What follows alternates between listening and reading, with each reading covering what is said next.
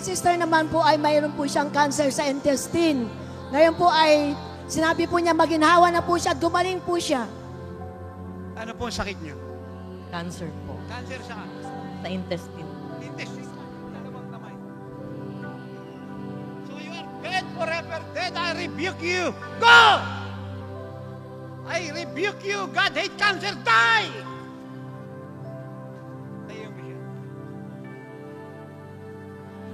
Cancer no more dead! Go name! In Jesus' name. Nakaharap po kayo rito. Ganunin niyo po. Lakasan niyo. Malakas.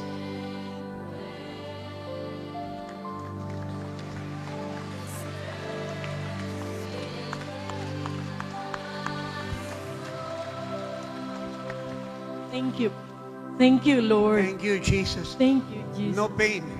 No more pain.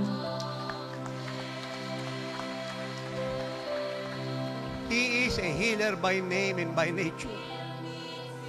The reason why His power flows without measure, because it was His loving, healing nature to heal the sick. The foundation of His immeasurable power is His loving, healing nature. Naintindihan siya ng church.